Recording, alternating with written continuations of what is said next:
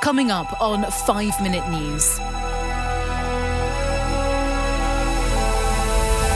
Officials say at least 40 dead due to severe winter storms. Congress clears bill to stop future attacks on democracy. And international aid groups halt operations in Afghanistan over female ban. It's Monday, December 26. I'm Santa Templeton.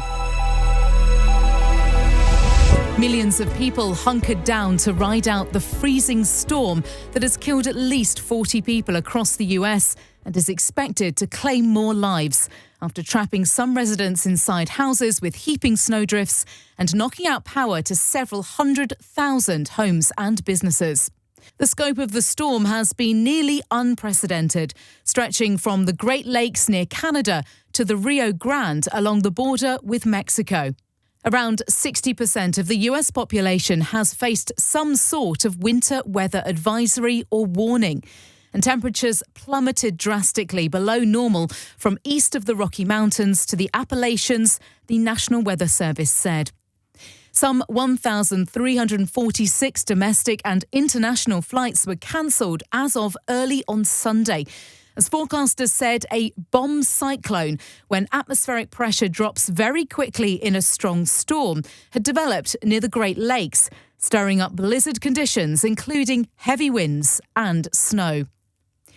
The storm unleashed its full fury on Buffalo, with hurricane-force winds and snow causing whiteout conditions, paralysing emergency response efforts and shutting down the airport, where the snow stood at 43 inches deep on Sunday morning.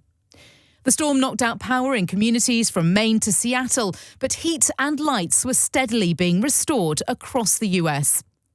Storm-related deaths reported in recent days all over the country include 10 dead in multiple crashes in Ohio, including a pileup involving some 50 vehicles.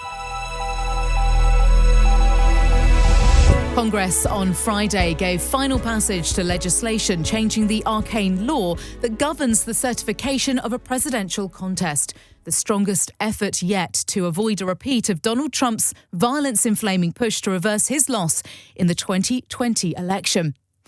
The House passed an overhaul of the Electoral Count Act as part of its massive end-of-the-year spending bill after the Senate approved identical wording on Thursday. The legislation now goes to President Joe Biden for his signature, who has already called it critical bipartisan action that will help ensure that the will of the people is always preserved. It's the most significant legislative response Congress has made yet to Trump's aggressive efforts to upend the 2020 election results, and a step that had been urged by the House Select Committee that conducted the most thorough investigation into the violent siege on the Capitol.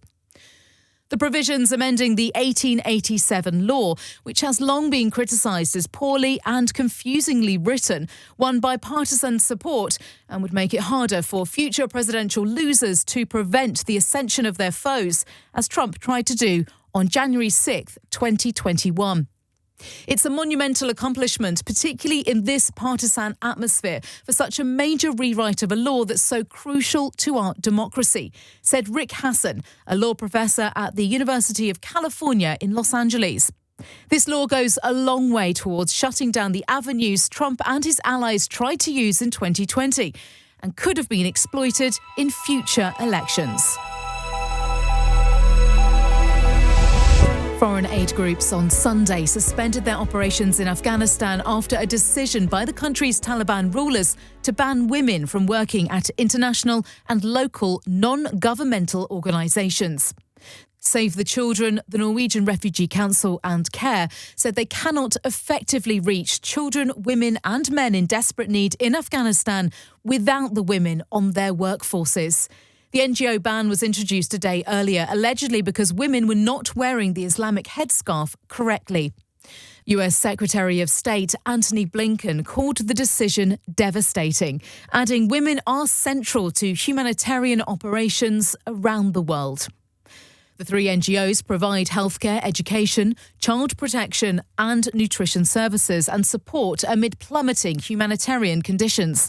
The Taliban takeover sent Afghanistan's economy into a tailspin and transformed the country, driving millions into poverty and hunger.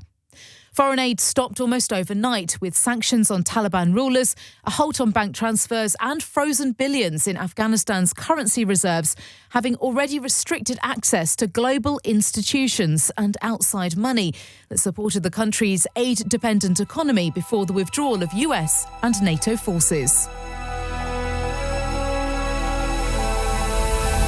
You can subscribe to 5 Minute News on YouTube with your preferred podcast app. Ask your smart speaker or enable 5 Minute News as your Amazon Alexa flash briefing skill.